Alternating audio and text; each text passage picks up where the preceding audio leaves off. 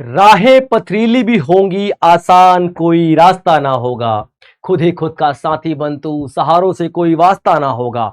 और फिर बता इस जहां को, इस धरती उस आसमां को, ये जहां तेरा है, ये जमीन वो आसमां तेरा है। जय हिंद साथियों, मैं जय उदा स्वागत करता हूं आपका चहल एकेडमी के ऑफिशियल यूट्यूब चैनल पे, जहां हम बात करेंगे करंट अफेयर से रिलेटेड हर एक न्यूज की, चाहे वो नेशनल इंटरनेशनल हो, स्पोर्ट्स हो, बुक्स एंड ऑथर्स हो, हर एक पॉइंट पे हम लोग डिटेल में डिस्कशन करेंगे। ठीक है बच्चे, आपके आने वाले एग्जाम्स के लिए हर एक सवाल जरूरी रहने वाला है, तो आप लोग छोटे छोटे नोट्स बनाते चले, जैसा कि मैं हमेशा से कहता हूं। चलिए शुरुआत करते हैं। आपका पहला टॉपिक आपका देखिए, नेशनल ह्यूमन राइट कमीशन से है, यानी राष्ट्रीय मानवाधिकार आयोग से है। ठीक है, ये होता क्या है?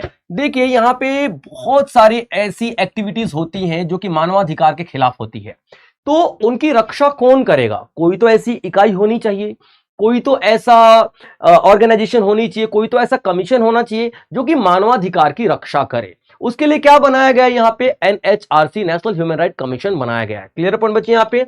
अब देखिए, ये बनाया गया था 1993, 12 अक्टूबर के दिन इसको बनाया गया था। ठीक है बच्चे, याद रखिएगा। और ये चर्चा में क्यों है? वैसे तो चर्चा में हमेशा से ही रहता है, क्योंकि इसमें जितनी इसको पावर दी गई है, जितना इसको काम दिया गया है, उसके हिसाब से पावर बहुत ही कम दी गई है। कहते हैं ना कि यार मुझे बोल दिया गया कि जाओ तुम वो काम करके आओ, और मुझे अथॉरिटी नहीं दी गई। तो एनएचआरसी का जो मकसद है ना, एम है, बहुत बड़ा है भाई, मानवाधिकार की रक्षा करना है, मानवाधिकार, और उसके हिसाब से इसको पावर बहुत ही कम दी गई है। ये अपने फंक्शन ठीक से नहीं कर पाता है, इस वजह से ये चर्चा में बना रहता है हमेशा ही। ठीक है, तो चलिए अब देखते हैं ये क्या है और रिसेंट इसकी एक्टिविटीज क्या देखने के लिए मिलेंगे। ठीक है बच्चे, चलिए सबसे पहले ज्यादातर चर्चा में क्यों है? क्योंकि इसकी अपॉइंटमेंट हुई है, इसका जो चेयरमैन है उनकी अपॉइंटमेंट हुई है। तो चेयरमैन कौन बना है इस बार? ठीक है, राम सुब्रमण्यम जो कि सुप्रीम कोर्ट के चीफ जस्टिस रह चुके हैं, उनको यहां पे क्या बनाया गया है? यहां पे चेयरमैन बनाया गया है। अब चेयरमैन की अगर हम बात कर लेते हैं तो सर इसमें मेंबर कितने होते हैं और ये क्या कार्य करता है? तो एक तो आपका देखिए चेयरमैन होगा, सबसे पहले मैं आपको बताऊं, एक आपका चेयरमैन होगा। ठीक है बच्चे, ध्यान से सुनिएगा, एक आपका चेयरमैन होगा, और चेयरमैन कौन होगा? चीफ जस्टिस ऑफ इंडिया होने वाला है। ठीक है बच्चे, यानी कि रिटायर्ड हो चुका होता है वो, उसको हम लोग चेयरमैन बनाते हैं। इसके अलावा एक और मेंबर होता है जो कि हाई कोर्ट के किसी जजेस में से भी हो सकता है, या फिर सुप्रीम कोर्ट के जजेस में से भी हो सकता है, यानी कि यहां पे एक और बंदा होएगा। उसके बाद 3 और मेंबर्स होंगे। ठीक है, याद रखना 3 और मेंबर्स होंगे, यानी इसके बाद टोटल 13 मेंबर्स आप लोगों को दिखाई देने वाले हैं। ठीक है, 3 और एक ये, यानी कि एक ये चेयरमैन हो गया, 2 ये मेंबर हो गए, 3 ये मेंबर हो गए। कौन कौन से होंगे मैं आपको बताऊंगा। और इसके अलावा 6, 1 2 3 4 5 6, 6 प्लस 7 वो मेंबर्स होते हैं जो कि एनएचआरसी की छोटी छोटी इकाइयां और बनाई गई हैं। ठीक है, जैसे शेड्यूल कास्ट के लिए अलग कमीशन बनाया गया है, वुमेन के लिए अलग कमीशन बनाया गया है, ठीक है, माइनॉरिटीज के लिए अलग कमीशन बनाया गया है। इस तरीके से 7 छोटी छोटी कमीशन बनाई गई हैं। तो ओवरऑल मिला के यहाँ पे एनएचआरसी में 13 आप लोगों को मेंबर देखने के लिए मिलेंगे। ठीक है, सभी के बारे में डिटेल में बात करेंगे। चलिए शुरुआत करते हैं। चलिए देखिए बच्चे, यहां पे क्या आता है? ठीक है, वी रामासुब्रमण्यम को चेयरमैन बनाया गया है नेशनल ह्यूमन राइट कमीशन का, और ये जो पद था जून 2024 से ही खाली था, जिसको भर दिया गया है। एनएचआरसी की बात कर लेते हैं तो ये एक स्टैट्यूटरी बॉडी है, याद रखिएगा। क्लियर पॉइंट यहाँ पे, ये एक स्टैट्यूटरी बॉडी है, यानी कि एक ये अधिनियम के द्वारा बनाया गया था, मानवाधिकार संरक्षण अधिनियम 1993। ठीक है बच्चे, याद रखना एक एक्ट के जरिए बनाया गया था, इसलिए इसको स्टैट्यूटरी बॉडी हम लोग बोलते हैं। ठीक है, protection of human rights act 1993 के अंडर इसको बनाया गया था। ठीक है, उसके बाद ये 12 अक्टूबर 1993 को बना था। तो आपसे सवाल ये भी पूछा जा सकता है किस एक्ट के अंदर बनाया गया था? तो ह्यूमन राइट प्रोटेक्शन एक्ट 1993 के तहत इसको बनाया गया था, और डेट वगैरह भी आपसे पूछी जा सकती है, तो 12 अक्टूबर को आप लोगों को बताना है। ठीक है बच्चे, अब इसका ऑब्जेक्टिव क्या था? इसका एक ही ऑब्जेक्टिव है, मानवाधिकारों की रक्षा करना, यानी कि as a human, as a इंसान, एक इंसान के तौर पे आपको पैदा होते ही कौन कौन से अधिकार मिल जाते हैं, वो सारे के सारे अधिकारों की रक्षा करना इनका उद्देश्य होता है। ठीक है बच्चे, चलिए ये तो रहा आपका एनएचआरसी। अब देखते हैं इसके कॉम्पोजिशन की बात कर रहे हैं। कॉम्पोजिशन मैंने आपको जैसे बताया कि 13 लोग होंगे इसमें, 13 मेंबर्स आप लोगों को प्रॉपर इसमें दिखाई देते हैं। ठीक है, ये 13 मेंबर्स में चेयरपर्सन होगा, चेयरमैन होगा, वो एक retired chief justice of India हो सकता है। उसके बाद देखेंगे जो मेंबर्स होंगे, यहाँ पे 5 फुल टाइम मेंबर्स होंगे, 5 फुल टाइम मेंबर्स होंगे, जिसमें एक सुप्रीम कोर्ट का जज इन्वॉल्व होगा, दूसरा आपका हाई कोर्ट का चीफ जस्टिस, किसी भी हाई कोर्ट का हो सकता है, और तीसरे जो और एक्सपर्ट होंगे, 3 अदर जो वो एक्सपर्ट होंगे जिनको मानवाधिकारों की नॉलेज होगी, और इन 3 में एक वुमेन होगी। ठीक है बच्चे, एक तो आपका चीफ जस्टिस हो जाएगा, ठीक है, आपका एक आपका सुप्रीम कोर्ट से और कोई जिसको ज्ञान है, ज्यादा नॉलेज है मानवाधिकारों की, वो हो जाएगा, एक हाई कोर्ट का जज हो जाएगा। उसके बाद आपके पास यहाँ पे 3 वो लोग दिखाई देंगे जो मानवाधिकार विशेषज्ञ होंगे, और इसमें से जो एक होगा वो होगी कौन, फीमेल होगी, यानी कि औरत होगी। ठीक है, इनके अलावा 7 वो मेंबर्स होंगे जो ह्यूमन राइट कमीशन के जो सब पार्ट्स हैं, अलग अलग कमीशन बनाए गए हैं, उनकी मैं बात करूंगा। ठीक है बच्चे, चलिए, जैसे कि एनसीएससी, एनसीएसटी, ये अलग अलग कमीशंस वो हैं जो कि ह्यूमन राइट को ही बचाते हैं, ह्यूमन राइट की रक्षा के लिए किए गए हैं, जैसे कि national commission for women rights, national commission for minorities, national commission for schedule caste, national commission for backward classes. ये सारे के सारे 7 ऐसे कमीशंस हैं जिनमें से एक एक मेंबर यहाँ पे बनता है। तो टोटल कितने हो गए, ठीक है, 1 2 3 4 5 6 और 7 यहाँ से आगे 13 मेंबर आप लोगों को दिखाई देने वाले हैं। ठीक है बच्चे, अब इनका अपॉइंटमेंट कौन करता है, प्रेसिडेंट ऑफ इंडिया करता है। Of course president of India he appointment देगा, लेकिन किसकी रिकमेंडेशन पे, एक कमेटी बनाई जाती है, उस कमेटी की रिकमेंडेशन पे, उस कमेटी का जो हेड होगा, चेयरपर्सन होगा, वो हमारे प्रधानमंत्री होंगे, यानी कि आज की डेट में नरेंद्र मोदी होंगे। ठीक है, और कहां कहां से रिकमेंडेशन आती है ये देख लेते हैं। प्रधानमंत्री चेयरमैन होंगे, बता दिया। ठीक है, आपके पास होम मिनिस्टर होंगे, ठीक है, होम मिनिस्टर होंगे, एलओपीज होंगे, लोकसभा राज्यसभा के मेंबर्स होंगे, स्पीकर ऑफ लोकसभा होंगे, डिप्टी चेयरमैन होंगे, यानी उनकी जो कैबिनेट है उन्हीं में से जो मेन मेन मंत्रालय होंगे, ठीक है, मेन मेन मंत्रालय होंगे, वो सारे के सारे मंत्रालय के जो हेड होंगे उन्हीं की एक कमेटी बना दी जाएगी, और उस कमेटी के हेड कौन होंगे, हमारे चेयरमैन कौन होंगे, प्रधानमंत्री साहब होंगे, और प्रधानमंत्री ही रिकमेंड करेंगे, यानी कि एक तरीके से वो कमेटी ही रिकमेंड कर रही है, क्योंकि प्रधानमंत्री हेड है तो मैंने प्रधानमंत्री कह दिया, और अपॉइंटमेंट किसके द्वारा होगा, यहाँ पे प्रेसिडेंट के द्वारा होगा। ठीक है, टर्म्स की बात कर लेते हैं, तो 3 साल टर्म्स होती है इनकी, 3 साल ये कार्यकाल होगा इनका, या फिर 70 साल की एज। ठीक है, दोनों में से जो पहले हो जाए वो रिटायरमेंट मिल जाएगी उनको। ठीक है बच्चे, ये आपके लिए इंपॉर्टेंट चीजें हैं। ठीक है, अब देखिए, जो इनका रेजिग्नेशन होता है ये प्रेसिडेंट को देंगे, इनका जो रिमूवल होगा प्रेसिडेंट इनको रिमूव कर सकता है, फिर सुप्रीम कोर्ट का कोई भी जज आफ्टर इंक्वायरी इनको रिमूव कर, chief justice of India after inquiry इनको रिमूव कर सकता है। आफ्टर इंक्वायरी यूं नहीं कि कोई इल्जाम लगा इनको हटा दो, नहीं, इंक्वायरी के बाद इनको हटा सकता है। और कैसे, जैसे इनकैपेसिटी, इंसॉल्वेंसी, कन्विक्शन या फिर अनसाउंड माइंड, ये रीजंस हैं उनको हटाने के। ठीक है, जैसे कि मान लीजिए कि उनका दुर्व्यवहार किसी के साथ उन्होंने किया है, या फिर अक्षमता है, या फिर दिवालियापन है, या फिर दोषा सिद्धि है, यानी उनका जो मिसबिहेवियर को सिद्ध कर दिया गया है, प्रूफ हो जाता है कि आप गिल्टी हो, कन्विक्टेड हो, तो आपको हटा दिया जाएगा उस पद से। ठीक है, ये आपका नेशनल ह्यूमन राइट कमीशन से रिलेटेड एक आर्टिकल था। ठीक है, चलिए अब देख ले इसका पावर फंक्शन क्या है। पावर में इसको दिखाया जाएगा शक्तियां और कार्य क्या है। अधिकारों के उल्लंघन की जांच करना, यानी कि ह्यूमन राइट्स की बात कर रहे हैं, मानवाधिकार, यहां पे हम लोग मानवाधिकार की ही बात कर रहे हैं, याद रखना। ठीक है, मानवाधिकारों की अगर उल्लंघन होती है तो उसकी जांच करना। अब मानवाधिकारों को उल्लंघन का मतलब क्या है, कोई जबरदस्ती मानव को मिले हुए अधिकारों का हनन करता है। जैसे कि मान लीजिए पुलिस कस्टडी में एक आदमी है ना, वो बेशक क्रिमिनल हो सकता है, नो डाउट, ठीक है, हो सकता है खूनी हो सकता है रेपिस्ट हो, लेकिन वो इंसान है, इंसान होने के नाते उसको कुछ अधिकार दिए गए हैं, उस अधिकारों की रक्षा करना इसका काम है। ठीक है, वो जा सकता है, जेल में विजिट करेगा, एनएचआरसी जेल में विजिट करेगा और बताएगा कि भैया आप इसको ना इस तरीके से इसके शारीरिक पीड़ा नहीं दे सकते हो, क्योंकि एक इंसान है, इंसान होने के नाते इसके भी कुछ खुद के अधिकार है, तो वो जांच कर सकता है मानवाधिकारों को उल्लंघन की, जहां पे उल्लंघन जब भी होगा। ठीक है, उसके बाद देखेंगे ये रिकमेंड करता है रेमेडियल मेजर्स, यानी कि उपचार, अगर देखता है कि ये उल्लंघन हो रहा है तो इसको ठीक कैसे किया जा सकता है, उसके हिसाब से ये अपने उपचार भी बताता है, अपने तरीके भी बताता है उसको ठीक करने के। उसके बाद रिव्यू इनहिबिटर्स, यानी कि जैसे कि टेररिज्म वगैरह हो गया, टेररिस्ट वगैरह हो गया, ठीक है, उन सबको रिव्यू भी करता है। ठीक है, रिव्यू भी करता है, यानी कि अवरोधकों जैसे आतंकवाद की समीक्षा करता है, बताएगा ना भैया, अपना रिव्यू देगा, अपना पॉइंट ऑफ व्यू रखेगा इन सारी चीजों के ऊपर। ठीक है,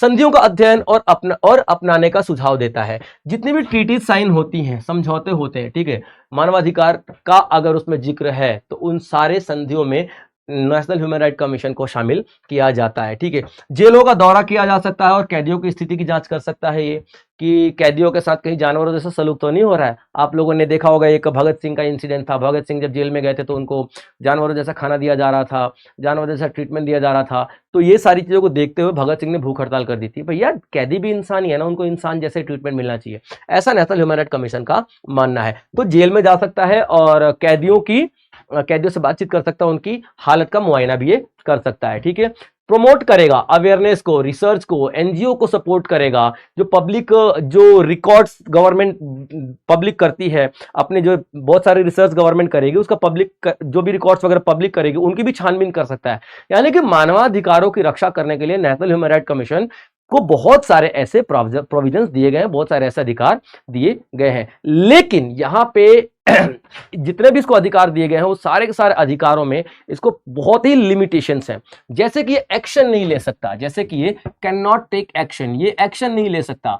ठीक है, ये आपका सिर्फ और सिर्फ रिकमेंडेशन दे सकता है। डिफेंस में इसका कोई जोर नहीं चलता है। ठीक है, आर्मी, एयरफोर्स, नेवी वगैरह इन सब में इनका कोई भी जोर नहीं चल सकता है, ये सिर्फ रिकमेंडेशन ही दे सकते हैं। इनका वो नहीं, कानूनी नहीं, ये मोरल बेसिस पे काम कर सकते हैं, लीगलिटी नहीं। ठीक है, ये मोरल बेसिस पे काम कर सकते हैं, लीगल बेसिस पे इनको काम करना इतना अलाउ नहीं रहता है। मतलब, और दूसरा, इनके ऊपर पॉलिटिशियंस का बहुत ज्यादा वो रहता है प्रेशर, पॉलिटिशियंस का प्रेशर भी बहुत ज्यादा रहता है। तो इस तरीके की जो चीजें हैं, ठीक है, इसको काम करने ज्यादा रोकती हैं। इनके पास ड्यूटीज तो बहुत सारी हैं, लेकिन इतनी शक्तियां नहीं है कि वो सारी की सारी ड्यूटी को ये लोग परफॉर्म कर सके। ठीक है, चलिए बच्चे, तो it was national human right commission.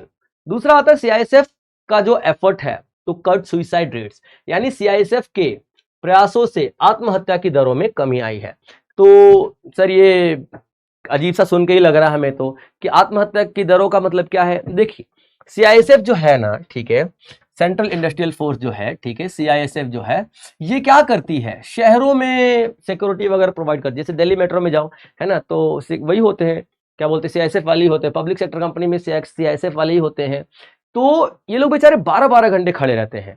अब इनमें ना सुइसाइड रेट बहुत ज्यादा हो गया, मतलब बहुत ज्यादा आत्महत्या करने लग गए थे, बहुत ही ज्यादा आत्महत्या करने लग गए थे। तो अब यहाँ पे सभी परेशान थे, सेंट्रल पुलिस फोर्सेस सभी परेशान थे कि भैया सीआईएसएफ वाले इतना आत्महत्या क्यों कर रहे हैं यार।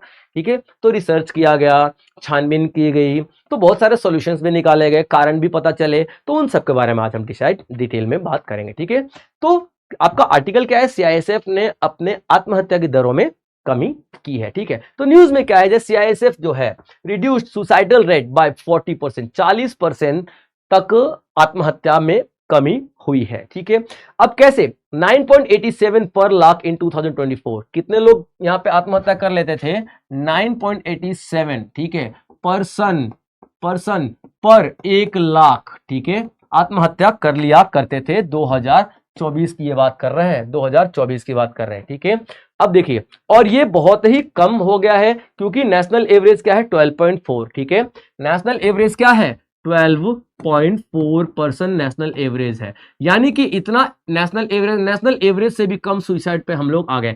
ऐसा नहीं कि मैं बोल रहा हूँ कि यार नहीं यार, सुइसाइड 9.87 है तो यार क्या बढ़िया बात है, बढ़िया बात नहीं है। ठीक है, सुसाइड ही होता है, चाहे एक बंदा ही क्यों ना करे। ठीक है, लेकिन यहाँ पे कमी बहुत देखी गई है, कमियां बहुत आई है। 9.87 लोग ही अब आत्महत्या कर रहे हैं, यानी कि बहुतों को यहाँ पे काउंसलिंग दे दी गई है, सुधार दिया गया है, उनकी समस्याओं को सॉल्व कर दिया गया है, बहुत सारी ऐसी चीजें की गई हैं, एक्शन लिया गया है, जैसे कि इनकी आत्महत्या में गिरावट आई है। ठीक है, तो चलिए अब देख लेते हैं चैलेंजेस क्या हैं। ठीक है, क्यों लोग आत्महत्या करते थे, उसके बारे में बात कर लेंगे। ठीक है, उसके बाद देखेंगे कैसे यहां तक पहुंचे हम लोग। ठीक है, कैसे हम लोग बिलो नेशनल लेवल तक पहुंचे हैं, यानी कि राष्ट्रीय दर की बात करें तो वो भी आपका 12.4 लोग हैं 1 लाख में आत्महत्या करने वाले। नेशनल लेवल की बात करें उससे भी कम सीआईएसएफ में आ गया 9.87। ठीक है बच्चे, चलिए अब देखिए चुनौतियों की बात कर लेते हैं। तो तनावपूर्ण कर्तव्य, इनका काम बहुत तनावपूर्ण है भैया, 12-12 घंटे खड़े रहना। ठीक है, सबका बैग चेक करना, आप देख लो कहीं पर भी आप सीआईएसएफ वाले देखना, बैग चेक करना, ये पूरा चेक करते हैं। ठीक, मशीन कर पूरा करा का आप लोगों को अंदर एंट्री दिलवाते हैं। तो इनका जो काम होता है बड़ा ही तनावपूर्ण होता है, ठीक है। छुट्टी बहुत ही कम मिलती है, कई कई डिपार्टमेंट में तो साल में सिर्फ 30-35 दिन मिलती है, 40 दिन मिलती है, तो लंबे समय तक परिवार से दूर रहते हैं। देखिए, परिवार एक ऐसी चीज है ना जो आपको हर एक स्ट्रेस से दूर निकाल देता है। हो सकता है कि आपकी बहुत सारी समस्याएं सॉल्व ना कर पाए, लेकिन हाँ, आपके दिमाग को राहत जरूर देता है परिवार। आप जब भी दुखी हो तो परिवार वालों को कॉल कर लो, माँ बाप भाई बहन सभी को कॉल कर लो, ठीक है, आपका मूड ठीक हो जाता है। लेकिन यहाँ पे स्ट्रेस की वजह से, काम की वजह से परिवार से बहुत बहुत दिनों तक दूर रहना पड़ता है। सेकंड पॉइंट ये है, ठीक है। उसके बाद इनकी फाइनेंशियल समस्या हो गई हैं, कुछ व्यक्तिगत समस्याएं भी हो जाती हैं, जैसे पर्सनल रिलेशन इनका सही चल रहा है, ठीक है, उसमें रोना धोना चल रहा है, उसमें इनके डिवोर्स वगैरह हो रहे हैं, तो बहुत सारी ऐसी पर्सनल रीजंस भी हैं जिनकी वजह से ये लोग सुसाइड किया करते थे, ठीक है। चलिए आगे देखते हैं।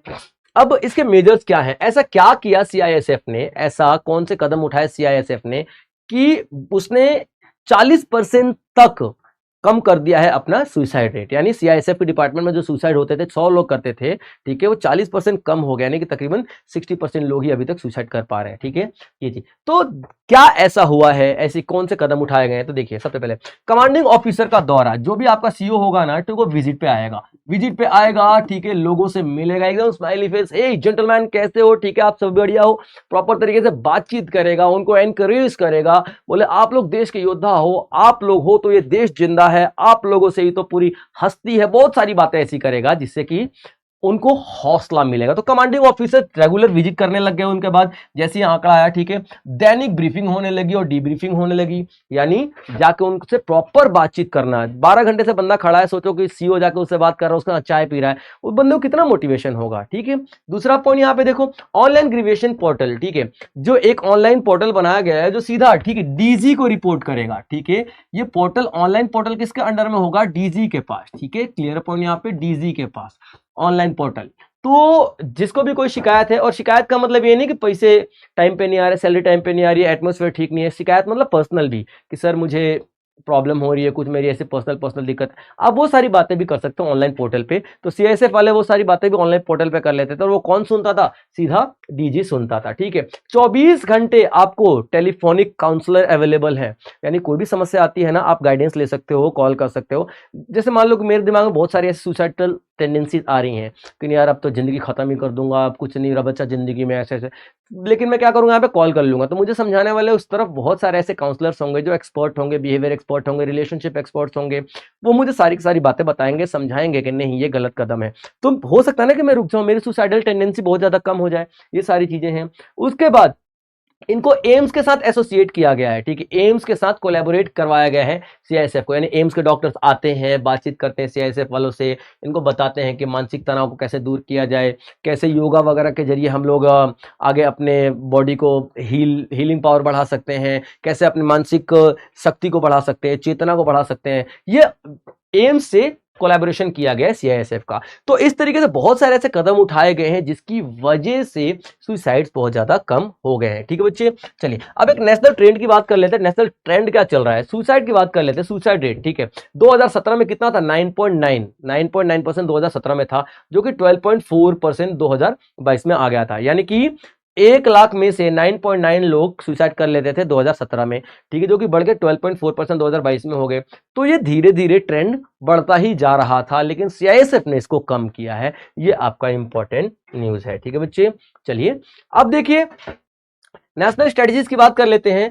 तो क्या क्या किया गया है, मतलब ट्रेंड को तोड़ने के लिए, जो सुसाइड वाला ट्रेंड था उसको तोड़ने के लिए हमने यहाँ पे क्या क्या किया है, निगरानी किया है, ठीक है, 3-3 वर्ष तक हमने निगरानी किया है, सभी जिलों में जाके मनोरोग, जो आपका मनोरोग, जो मानसिक रूप से बीमार हैं उन लोगों से बातचीत किया है, उनकी समस्याओं को जानने की कोशिश किया, उनको काउंसलिंग देने की कोशिश किया हमने, और ये 3-3 साल तक किए गए हैं भाई साहब, 3-3 साल तक, ठीक है। फिर उसके बाद 5 साल हो गए, फिर उसके बाद 8-8 साल तक के मतलब काउंसलिंग दी गई है। 8-8 साल तक काउंसलिंग का मतलब ये नहीं, पढ़ाया गया 8-8 साल तक उन लोगों को, ठीक है, इन सारी चीजों के बारे में, ये सारी चीजें उन लोगों के, मतलब अब सिलेबस में भी 8-8 साल तक का पूरा कोर्स डाल दिया गया है, 5-5 साल तक का कोर्स डाल दिया गया, ताकि पढ़ो आप इनके बारे में, मन कैसे काम करता है, मस्तिष्क कैसे काम करता है, दिमाग कैसे काम करता है, ये सारी चीजें सीखोगे तो आप अपने आप को हील कर पाओगे, दूसरों लोगों को आप लोग देख पाओगे, ठीक कर पाओगे। कंक्लूजन की बात कर लेते हैं, तो डेफिनेटली एक बहुत ही बड़ा मॉडल है, ठीक है, एक जेन्युइन मॉडल है, ठीक है, एक जेन्युइन मॉडल है आत्महत्या की दरों को कम करने का सीआईएसएफ की तरफ से, ठीक है। अब यहाँ पे आईटीबीपी में भी हो रही हैं, सुसाइड्स, उसके बाद आपका सीबीआई में अलग अलग डिपार्टमेंट भी हो रहे हैं। तो ये ऐसा मानना है कि सीआईएसएफ ने जो मॉडल अपनाया है सुसाइड को कम करने के लिए, यही सारे मॉडल बाकी सारे सेंट्रल पुलिस फोर्सेस को भी अपना लेना चाहिए, जिससे कि सुसाइड बहुत ज्यादा कम हो जाएंगे। ठीक है बच्चे, चलिए अगला आता है स्वामी विवेकानंद का विजन। ठीक है, एक आर्टिकल है स्वामी विवेकानंद का विजन, यानी एम्पावरिंग यूथ फॉर विकसित भारत। ठीक है, अब स्वामी विवेकानंद क्यों एकदम से न्यूज में है, ठीक है, क्यों आगे, और हम यहाँ पे यूथ की बात क्यों करते हैं, एम्पावरिंग यूथ, ठीक है, और फॉर अ विकसित भारत। देखिए, सबसे पहले विकसित भारत का लक्ष्य कब तक का रखा गया है कि हम लोग विकसित भारत का लक्ष्य मतलब क्या है, हम लोग भारत को विकसित कर देंगे कब तक, 2047 तक। कब तक, 2047 तक हम लोग भारत को विकसित कर देंगे, ये टारगेट रखा गया है ना। तो ये टारगेट को पूरा करने के लिए युवा जो है वो मजबूत ज्यादा होने चाहिए, है ना।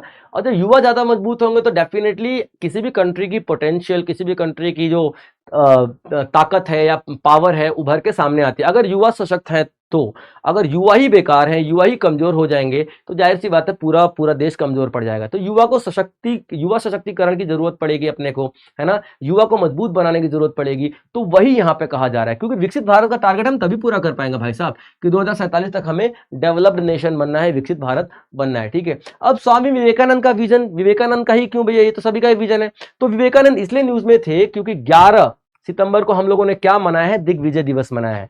11 सितंबर को हम लोगों ने क्या मनाया है, दिग्विजय दिवस। ठीक है, 11 सितंबर को हम लोगों ने दिग्विजय दिवस मनाया है। दिग्विजय का मतलब क्या होता है, जिसकी रोशनी चारों दिशाओं में फैली हो उसको दिग्विजय हम लोग कहते हैं, है ना। तो स्वामी विवेकानंद की थी भाई, उनके ज्ञान की रोशनी हर एक दिशा में थी, कहां नहीं थी, इंटरनेशनल नेशनल कहां पे नहीं थी, कौन नहीं जानता था यार उनको। ठीक है, तो यहाँ पे क्या था, दिग्विजय दिवस हम लोग मनाते हैं कब, 11 सितंबर को, तो इसलिए काफी ज्यादा न्यूज में रहे हैं। और दिग्विजय दिवस क्यों मनाते हैं, देखिए, और स्वामी विवेकानंद को हमने विकसित भारत से क्यों जोड़ कर रखा हुआ है कि स्वामी विवेकानंद यूथ यानी युवाओं के प्रेरणा स्रोत हैं। इसीलिए जब इनका बर्थ आता है ना 15 जनवरी को, 15 नहीं 12 जनवरी को हम लोग क्या मनाते हैं, ठीक है, राष्ट्रीय युवा दिवस भी तो मनाते हैं इन्हीं के जन्म दिवस पर। ठीक है, राष्ट्रीय युवा दिवस मनाते हैं, यानी कि जो भी ऐसा इंपॉर्टेंट कोई डेट वेट आ जाती है ना स्वामी विवेकानंद से रिलेटेड, तो हम कुछ ना कुछ ऐसा करते हैं जिससे कि यूथ प्रेरित हो, क्योंकि इन्होंने यूथ के लिए ही सबसे ज्यादा काम किए थे। ठीक है, तो यहाँ पे जो 11 सितंबर को दिग्विजय दिवस मनाया गया, ठीक है, उसकी क्या कहानी है देख लेते हैं। ठीक है, अब देख 11 सितंबर को दिग्विजय दिवस इसलिए मनाया जाता है क्योंकि 1853 में एक जो दुनिया में जितने भी धर्म हैं उन सबका एक सम्मेलन हुआ था शिकागो के अंदर में 1853 में। तो सभी देश के लोग आए और अपने अपने धर्म को बढ़ाने की कोशिश की, क्रिश्चियंस आ रहे हैं भैया, ईसाई आ रहे हैं, ये सब आ रहे हैं, ठीक है, ज्यूज वगैरह सब आ रहे हैं। वहां पे जब बारी स्वामी विवेकानंद की आई तो स्वामी विवेकानंद ने पहला ही सेंटेंस ऐसा बोला कि मेरे प्यारे अमेरिकी भाइयों तथा बहनों, माय अमेरिकी ब्रदर्स एंड सिस्टर्स। इसका मतलब क्या है, भारत की कल्चर, भारत का जो एक संस्कृति है उसमें भाई बहन के कहकर ही डिनोट किया जाता है, भाई बहन कहकर ही संबोधित किया जाता है। वहां पे सबने मिस्टर मिस वगैरह या फिर अलग अलग तरीके से डिनोट किया, इकलौते हमारा ही ऐसा सनातन धर्म था जिसमें भाई बहन कहकर डिनोट किया गया था। और ये अमेरिका में उस टाइम पे तहलका मचा देने वाला सेंटेंस था। अगले ही दिन अखबार में स्वामी विवेकानंद की तस्वीरें आ रही हैं, खूब सारी तस्वीरें आ रही है, हर एक अखबार में इन्हीं के तहलका मच गया था। तो उसी दिन को हम लोग, वो दिन क्या था, 1893 11 सितंबर। ठीक है, तो 1893 11 सितंबर, तो 11 सितंबर को हम लोग दिग्विजय दिवस मनाते हैं, उनके उसी स्पीच को याद करने के लिए जो उन्होंने शिकागो में दिया हुआ था। क्लियर पॉइंट बच्चे यहाँ पे, चलिए शिकागो का ये वाला स्पीच की मैं बात कर रहा था। ठीक है बच्चे, चलिए अब थोड़ा देख ले स्वामी विवेकानंद के बारे में और भी फैक्ट्स देख लेते क्या है। ठीक है, स्वामी विवेकानंद का नाम असली नरेंद्र दत्त हुआ करता था और 12 जनवरी 1863 को उनका जन्म हुआ था। इसीलिए 12 जनवरी को हम लोग क्या मनाते हैं, राष्ट्रीय युवा दिवस मनाते हैं उनके जन्म दिवस के लिए। ठीक है बच्चे, उन्होंने एजुकेशन को बहुत प्रमोट किया। मैंने बताया तो आपको कि वो यूथ यानी कि युवाओं को बहुत ज्यादा प्रोत्साहित करते थे। युवा तभी अच्छा होंगे ना जब एजुकेशन होगी, जब एजुकेटेड होंगे। उन्होंने यूथ एम्पावरमेंट के लिए बहुत ज्यादा कोशिश की, वेदांता के लिए, योगा के लिए, सोशल प्रोग्रेस के लिए। वो योग बहुत ज्यादा मानते थे, वो ये कहते थे कि योग के जरिए आप अपनी शक्ति को बढ़ा सकते हो। तो योगा को बहुत ज्यादा प्रमोट किया उन्होंने, वेदांता को बहुत ज्यादा प्रमोट किया उन्होंने, सनातन को बहुत ज्यादा प्रमोट किया उन्होंने। बहुत सारे ऐसे कार्य किए, जिसे उन्होंने सनातन धर्म को आगे बढ़ाने की कोशिश की। ठीक है बच्चे, यहां तक। आगे चल के इन्होंने रामकृष्ण परमहंस, ठीक है, रामकृष्ण परमहंस जो उनके गुरु हुआ करते थे, उनके याद में, उनको याद करके 1897 में उन्होंने रामकृष्ण मिशन की स्थापना की। ठीक है, रामकृष्ण मिशन की स्थापना की। मिशन, ठीक है, कब? 1897, 9 और 7, ठीक है, 1897 में उन्होंने क्या किया था? ठीक है, रामकृष्ण मिशन की स्थापना करवाई थी। क्लियर पॉइंट बच्चे यहाँ पे? चलिए अब देखते हैं कि उन्होंने और क्या क्या पहल किया। ठीक है, गवर्नमेंट ने गवर्नमेंट ने क्या क्या पहल किया। गवर्नमेंट ने भैया यूथ डे तो मना ही रहा है, नेशनल यूथ डे तो मना ही रहा है। ठीक है, यूथ डे मना रहा है, दिग्विजय दिवस मना रहा है। ठीक है, ताकि वो स्वामी विवेकानंद की जो शिक्षाओं को यूथ तक पहुंचा सके। इसके अलावा सरकार और क्या क्या कर रही है, ये सारी चीजें हम लोग देखते हैं। सरकार इन सारे दिन को क्या करती है? अवेयरनेस फैलाती है, जानकारी फैलाती है, स्वामी विवेकानंद की टीचिंग्स को लोगों तक पहुंचाती है, आम जनता तक पहुंचाती है, बहुत सारे कार्यक्रम करवाती है इसके लिए। वो कार्यक्रम में क्या होगा? लाखों लोग जा रहे हैं, लाखों लोग टीवी पे देख रहे हैं, जो लाइव देख रहे हैं, वहां पे पार्टिसिपेट कर रहे हैं, तो वो लोग भैया स्वामी विवेकानंद के बारे में जानेंगे ना। जैसे आप लोग अभी स्वामी विवेकानंद के बारे में जान रहे हो ना, तो वैसे ही बहुत सारे लोग इसके बारे में जानेंगे जब हम लोग इन 2 दिनों में अवेयरनेस फैलाएंगे स्वामी विवेकानंद के बारे में, हम लोग जानकारियां फैलाएंगे स्वामी विवेकानंद के बारे में। सॉरी बच्चों। ठीक है, तो युवा को एकीकरण किया सरकार ने। ठीक है, नेतृत्व, सतत विकास को बढ़ावा देने के लिए। सतत विकास का मतलब लगातार, ठीक है, सस्टेनेबल डेवलपमेंट, लगातार डेवलपमेंट होती रहे। ठीक है, राष्ट्रीय युवा महोत्सव मनाया गया हर एक साल, ताकि ये बता ना 12 जनवरी को राष्ट्रीय युवा महोत्सव मनाया गया, ताकि युवाओं में इनके गुणों को हम लोग डाल सकें कि हाँ भैया चलो स्वामी विवेकानंद हमारे ऐसे हुआ करते थे। ठीक है, उनके गुणों को हम लोग डाल सकें। ठीक है, आगे चल के इन्होंने, ठीक है, यंग लीडर्स डायलॉग की, मतलब ये एक आता प्रोग्राम, यूथ एक्सचेंज प्रोग्राम कहते हैं हम लोग इसको, यूथ एक्सचेंज प्रोग्राम। इसमें क्या होता है? ठीक है, एक देश के युवा दूसरे देश में जाते हैं और दूसरे देश के युवा इस देश में आते हैं। ठीक है, तो इस तरीके के यंग लीडर्स डायलॉग्स एंगेजमेंट करवाए जाएंगे, क्विज करवाए जाएंगे, ऐसे कंपटीशन होगा, इनोवेशन चैलेंजेस होंगे। इनोवेशन का मतलब नवाचार चैलेंजेस वगैरह होंगे। ठीक है, बहुत सारे ऐसे कार्यक्रम करवाए जाएंगे जिससे कि स्वामी विवेकानंद की टीचिंग्स को, इनकी रिसर्चेस को हम लोग आम जनता तक पहुंचा सके। ठीक है, मेरा युवा भारत, मेरा युवा भारत, ये एक ऐसी इनिशिएटिव स्टार्ट की गई है। ठीक है, जो कि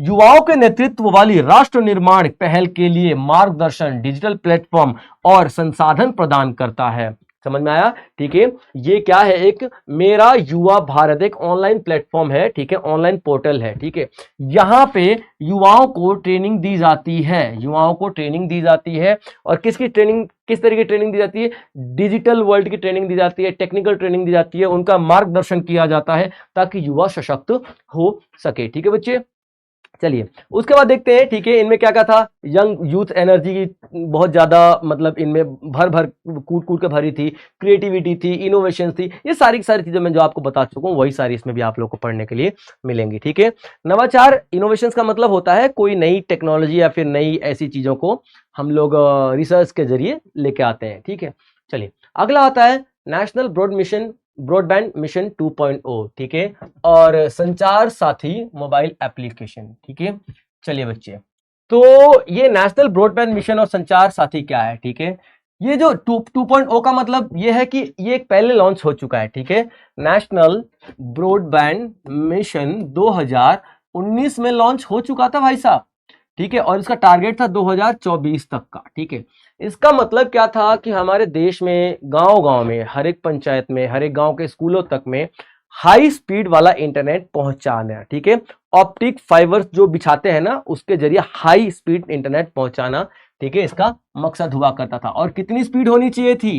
ठीक है, ये वाले में तो 63 MBPS होनी चाहिए थी। ठीक है, MBPS की स्पीड से, यानी कि कम स्पीड नहीं है, ऐसा नहीं कि भैया यूं यूं यूं यूं कर रहा है, कब से इंटरनेट चली नहीं रहा। नहीं, हमारा मकसद क्या था? 2024 तक आते आते हम लोग कितना, हर एक गांव में, भारत के हर एक गांव में, भारत के हर एक गांव का मतलब क्या होता है? जैसे कि हर एक गांव तो नहीं, हर एक गांव को वैसे भी कवर नहीं कर सकते, तकरीबन 60-70% गांव तक तो अपन लोग कवर कर लें, ठीक है। जहां तक हम लोग पहुंचा सकते हैं, कितना इंटरनेट पहुंचाएंगे, 63 Mbps का स्पीड वाला इंटरनेट हर एक घर तक हम लोग पहुंचा सके, पंचायतों तक, स्कूलों तक, हर जगह पहुंचा सके। क्लियर पॉइंट बाय, इसके लिए नेशनल ब्रॉडबैंड मिशन स्टार्ट किया गया था, ठीक है।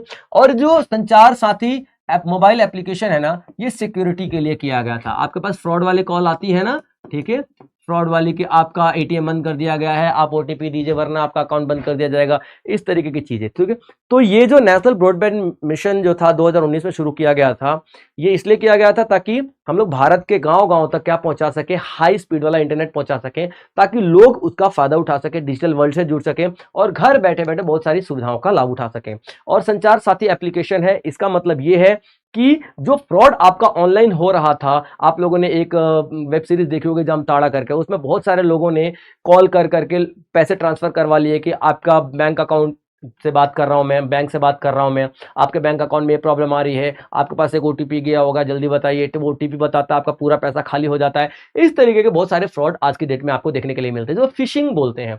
तो फिशिंग को कंट्रोल करने के लिए आपको क्या लिया गया, संचार साथी मोबाइल एप्लीकेशन लॉन्च किया गया। किसने किया यहाँ पे, ज्योतिरादित्य सिंधिया ने किया, ठीक है। क्या नाम है इनका, ज्योतिरादित्य सिंधिया, ठीक है, ज्योतिरादित्य सिंधिया ने किया है, याद रखना, ठीक है, सिंधिया ने किया है, ये पॉइंट याद रखना। तो अभी जो लॉन्च हुआ है वो 2.0 है, ये मैंने आपको आपका 1 वाला बताया था, 2.0 है। क्लियर पॉइंट यहाँ पे। तो देखिए, तो यूनियन मिनिस्टर ऑफ कम्युनिकेशन, ठीक है, कम्युनिकेशन के जो यूनियन मिनिस्टर है वो ज्योतिरादित्य सिंधिया है, तो उन्होंने ही लॉन्च किया है। क्या लॉन्च किया है, संचार साथी मोबाइल एप्लीकेशन लॉन्च किया है और NBM 2.0 यानी कि नेशनल ब्रॉडबैंड मिशन 2.0 लॉन्च किया है, ठीक है। अब दोनों के बारे में बारी बारी बात करेंगे, लेकिन पहले देख लेते हैं संचार साथी एप्लीकेशन क्या है, ठीक है।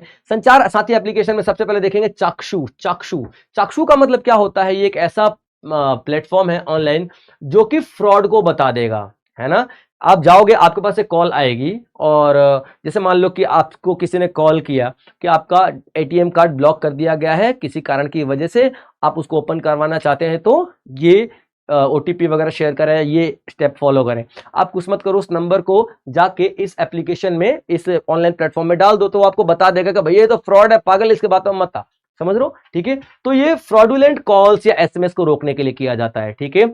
उसके बाद ये क्या, ठीक है, कनेक्शन का नाम जान सकते हो आप लोग, जैसे कि मान लो आपके आधार कार्ड पे कितने लोगों ने फ्रॉड से कनेक्शन ले रखे हैं, होता है ना। जैसे कि आप लोग देखना, रोड के ऊपर जो छतरी लगा के बैठे रहते हैं ना ये लोग, है ना, कि BSNL की सिम ले लो, एयरटेल की सिम ले लो, इनसे कभी सिम नहीं लेना चाहिए। ये लोग आपका आधार कार्ड ले लेते हैं, आपको एक सिम दे देते हैं, लेकिन आपको खुद भी नहीं पता कि आपके उस आधार कार्ड का इस्तेमाल करके ये कितने सारे सिम इशू कर चुके हैं, और उन सारे इशूड सिम से न जाने कितने सारे इलीगल एक्टिविटीज ये लोग करते हैं। तो कभी भी जो रोड के बाहर जो छतरी लगा के रहते हैं ना, बाइकों पे छतरी वतरी लगा के बैठे रहते हैं, उनसे सिम कभी भी इशू मत कराना। तो इस तरीके का फ्रॉड को भी रोका जाएगा, और इस तरीके का फ्रॉड कौन रोकेगा, संचार साथी मोबाइल एप्लीकेशन लॉन्च किया गया इन सबको रोकने के लिए। क्लियर पॉइंट बच्चे यहाँ पे। चलिए उसके बाद, ठीक है, ब्लॉकिंग लिस्ट, स्टोलन हैंडसेट, आपका फोन वगैरह गुम हो गया तो आप इस एप्लीकेशन में जाके उसका नंबर वगैरह डिटेल वगैरह डालोगे तो आपका उसको ट्रैक कर लेगा ये एप्लीकेशन। मतलब कि जो संचार साथी मोबाइल एप्लीकेशन है ये सेफ्टी के लिए बनाया गया है, ताकि फ्रॉड वगैरह ना हो सके, आपका मोबाइल चोरी ना हो सके। आप पहले से उसमें कुछ नंबर आपका आएगा, कोई ऐसा सिस्टम फिट किया जाएगा कि आप उस मोबाइल में डाल दो और वही जाकर उस एप्लीकेशन में डाल देना, ऑनलाइन पोर्टल में, तो आपका मोबाइल को ट्रैक कर लेगा कि आपका मोबाइल किस चोर के पास है और कहां पे है। क्लियर पॉइंट बच्चे यहाँ पे। चलिए, आपका जो हैंडसेट जो आप सेकंड हैंड खरीद रहे हो वो जेन्युइन है कि नहीं है। कई बार होता है ना, पुराना बेकार सा मोबाइल हमको चेप दिया जाता है, ठीक है, तो आप मोबाइल का पूरी डिटेल डालो तो आपको बता देगा वो ऑनलाइन पोर्टल कि नहीं ये जो मोबाइल जो आप खरीद रहे हो सेकंड हैंड बढ़िया है या नहीं है, सब बता देगा, ठीक है बच्चे। चलिए, अब राष्ट्रीय ब्रॉडबैंड मिशन 2.0 के बारे में देख लेते हैं, ठीक है। हम लोगों ने क्या देखा था 2.1 वाले में, क्या देखा था हम लोगों ने कि यहाँ पे 2024 तक का टारगेट था, तो 2.0 में 2030 तक का टारगेट रहेगा। यहाँ पे आपका 63 Mbps का था, तो यहाँ पे 2030 वाले में आपका 100 Mbps का क्या रहेगा, स्पीड रहेगा। क्लियर पॉइंट बच्चे। और यहाँ पे टारगेट लिया जाएगा कि 90% भारत के स्कूलों में जो या फिर प्राथमिक चिकित्सालय हैं, गवर्नमेंट के जो हॉस्पिटल हैं, उन सारे हॉस्पिटल्स वगैरह में ब्रॉडबैंड पहुंचा दिया जाए। स्पीड 100 Mbps तक की रहेगी, ठीक है। और जब भी जो आपका ऑप्टिक फाइबर्स बिछाए जाते हैं ना इंटरनेट फैलाने के लिए, तो उसकी परमिशन पहले 30 दिन में मिला करती 60 दिन में मिला करती थी। अभी यहाँ पे ज्योतिरादित्य सिंधिया ने बोला कि नहीं बहुत देर हो जाती है भाई, ऐसे तो आप 30 दिन में उनको परमिशन दो ताकि जल्दी जल्दी ये काम फैले। तो 30 दिन के अंदर उनको परमिशन मिल जाया करेगी, ठीक है। अब ये क्या बोल रहा है, ग्रामीण पहुंच हो जाया करेगी, मिलेगी, सतत ऊर्जा मिलेगी, सभी को एनर्जी मिलेगी। और एनर्जी का मतलब क्या है, जो ये टावर वगैरह लगाए जाएंगे ना, ठीक है, वो टावर पर भी टारगेट किया गया है कि यहाँ पे 100% में 60 जो 30% जो है टावर का बिजली जो सौर एनर्जी से चलेगी, सोलर ऊर्जा से चलेगी। यानी कि उसमें हम लोग ये वाली एनर्जी नहीं प्रोवाइड करेंगे, उसमें बड़े बड़े पैनल लगे रहेंगे खंभों में, जो कि गांव तक इंटरनेट पहुंचाएंगी with the help of that electricity, जो कि हमारा सौर ऊर्जा से बन रही है, विंड एनर्जी से बन रही है, सनलाइट से बन रही है, उस तरीके की एनर्जी से, ठीक है। और टारगेट इसमें रखा गया है कि 100 लोगों में से कम 60 लोगों के पास तो ब्रॉडबैंड हो, ठीक है। अभी 5G चल रहा है तो 5G चलेगा, जब 6G आएगा तो उसकी भी तैयारी आराम से हम लोग कर लेंगे, तब की बात करेंगे, ठीक है। ये एक बहुत ही बड़ा कदम उठाया गया था भारत सरकार के द्वारा 2019 में, जिसको बढ़ाया गया है अभी 2025 के अंदर में, ठीक है बच्चे। चलिए अगला आता है स्वामित्व स्कीम। स्वामित्व स्कीम हमारा लैंड मेजरमेंट से है, ठीक है, लैंड रिकॉर्ड से जुड़ा हुआ है। लैंड रिकॉर्ड का मतलब, ठीक है, जमीनों का जो हम लोग रखते हैं ना, अपना जमीनों का लेखा जोखा रखते हैं, उस चीज से रिलेटेड है, ठीक है बच्चे।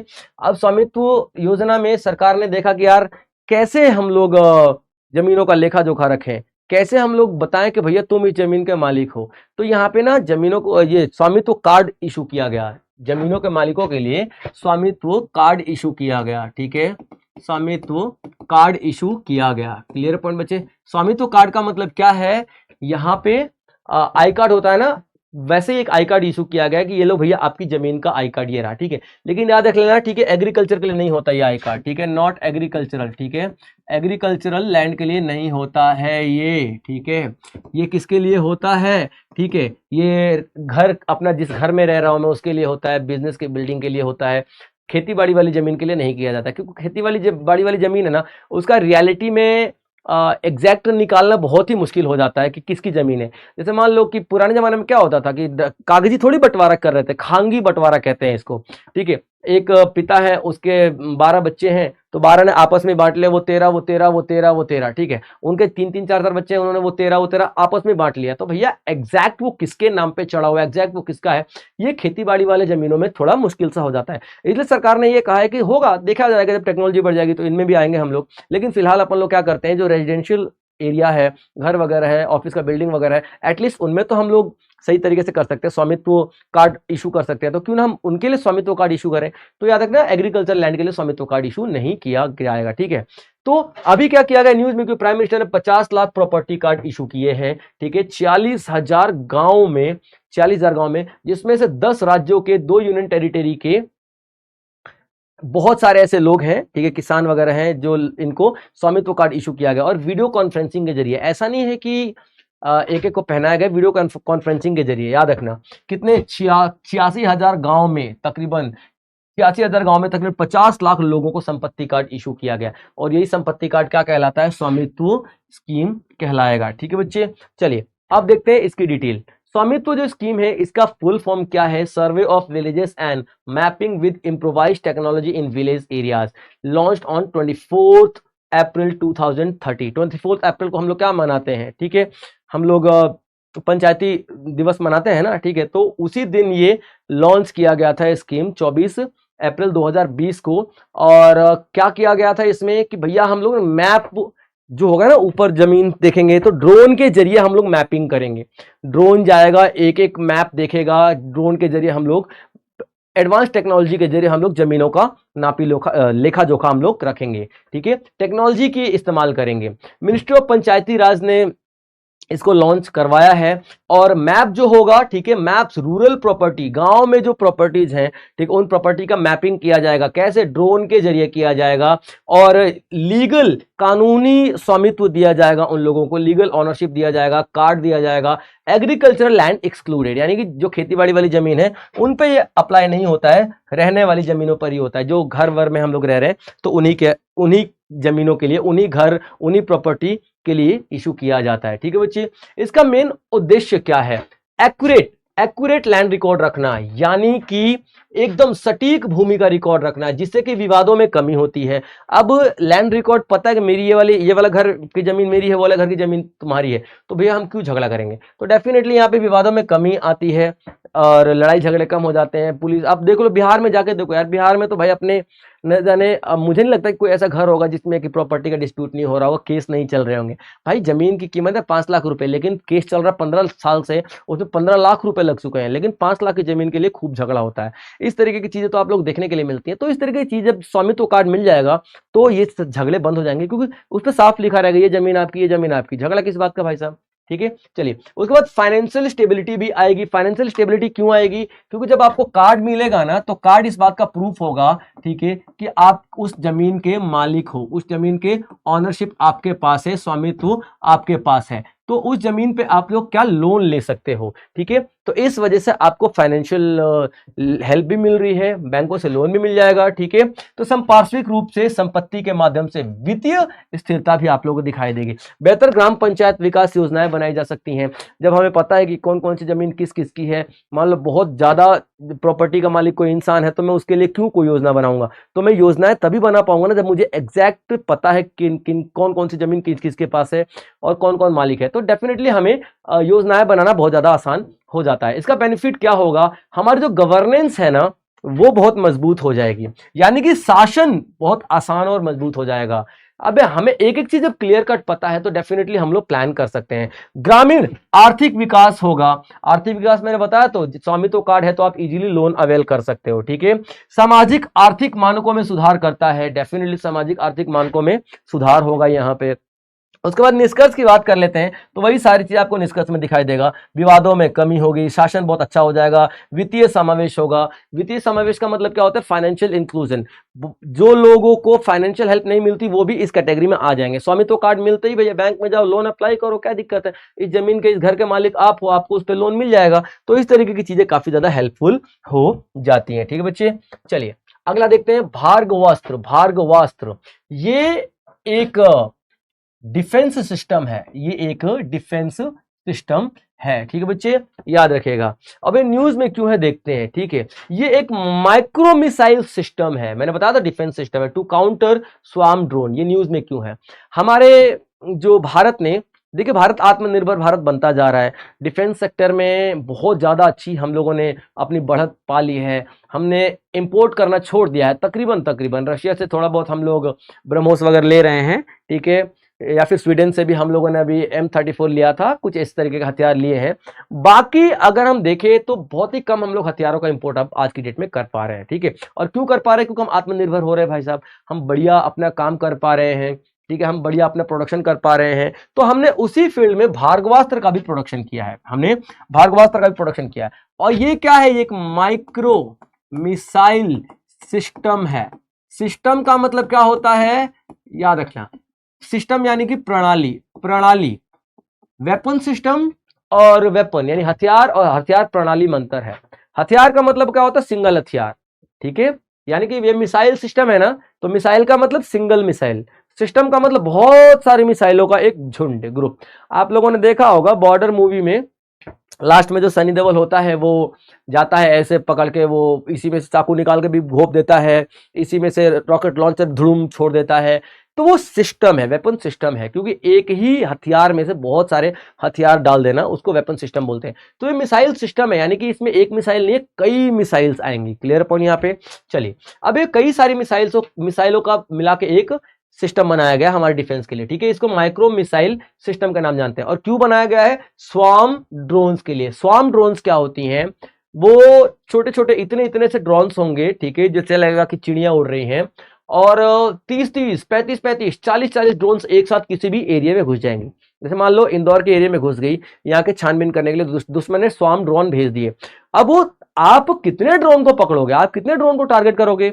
ठीक है, कई बार 100-100, 150 ड्रोन एक साथ घुस रहे हैं, कितने ड्रोन को टारगेट करोगे? ठीक है, तो आप टारगेट नहीं कर सकते। तो उन सारे स्वार्म ड्रोन कहते हैं उन सबको। तो स्वार्म ड्रोन को एनकाउंटर करने के लिए, काउंटर करने के लिए क्या बनाया गया? यहाँ पे मिसाइल सिस्टम बनाया गया, माइक्रो मिसाइल सिस्टम, जिसको हम लोग क्या बोलते हैं? भार्गवास्त्र। यानी कि अब अगर हमारा दुश्मन पाकिस्तान या चाइना स्वार्म ड्रोन भारत में भेजता है, तो अब उसको मार गिराने के लिए हमारे पास सिस्टम है जिसका नाम क्या है? भार्गवास्त्र। क्लियर पॉइंट बच्चे यहाँ पे।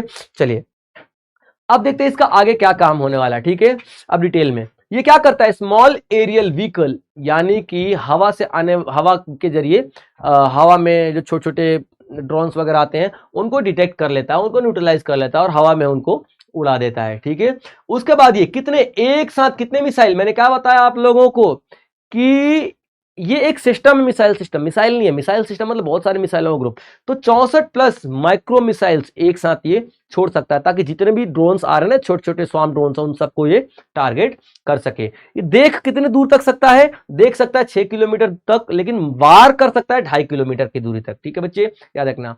और ये इसको डेवलप किसने किया है, तो इकोनॉमिक एक्सप्लोसिव लिमिटेड ने इसको डेवलप किया है, यानी कि बनाया हुआ है, इकोनॉमिक्स एक्सप्लोसिव लिमिटेड द्वारा विकसित किया गया है। क्लियर पॉइंट बच्चे यहाँ पे। ये कितनी भी ऊंचाई पे जाके वार कर सकता है। ठीक है, लद्दाख वगैरह हो गए या फिर पहाड़ी क्षेत्र हो गए जहां पे दुश्मन है, तो वहां पे जाके ये कितनी भी ऊंचाई पे वार कर सकता है। ठीक है बच्चे, चलिए आगे देखते हैं। ठीक है, स्वार्म ड्रोन्स के बारे में आपको बता चुका हूं। स्वार्म ड्रोन्स क्या होते हैं, पुनर्गठित, ठीक है, मॉड्यूलों का स्मार्ट युद्ध लड़ाकू समूह है। यानी बहुत सारे छोटे छोटे छोटे छोटे ड्रोन्स को ऐसे ऐसे चींटियों की तरह बहुत सारे ऐसे ऐसे ऐसे ड्रोन एक साथ आने लग जाएंगे। ठीक है, यही क्या होते हैं, स्वार्म ड्रोन, झुंड ड्रोन नाम से ही आप लोग दिखाई दे रहा है। ठीक है, ड्रोन हमलों की निगरानी या मिशनों के लिए संचार, समन्वय और स्वायत्त रूप से संचालित होते हैं। मौजूदा वायु रक्षा प्रणाली बड़े ड्रोन झुंडों के खिलाफ संघर्ष करती है। ठीक है, अभी जो बड़े बड़े ड्रोन्स हैं उनके खिलाफ संघर्ष तो चल ही रहा है पहले से हमारा, लेकिन अभी छोटे छोटे वाले जो स्वार्म ड्रोन्स हैं उनके खिलाफ भी हम लोगों ने भार्गवास्त्र तैयार कर लिया है। ठीक है, ये अब इसका कंक्लूजन देख लेते हैं, इंपॉर्टेंस क्या रहने वाला भाई साहब हमारा। तो ये हमारे इंडिया की एंटी ड्रोन डिफेंस सिस्टम को बहुत ज्यादा मजबूत बनाता है। अभी देखिए, ड्रोन्स आते थे, अटैक करके चले आ रहे हैं, हमको समझ में भी नहीं आ रहा क्या हो रहा है, हमको तो पता नहीं चल रहा क्या हो रहा है, किसने बॉम्ब ब्लास्ट किया क्या नहीं किया। लेकिन अभी जो हमारा ये ड्रोन वाला सिस्टम है, वेपन है, एंटी ड्रोन वाला वेपन, ये काफी ज्यादा हमारा भारत का मजबूत हो रहा है।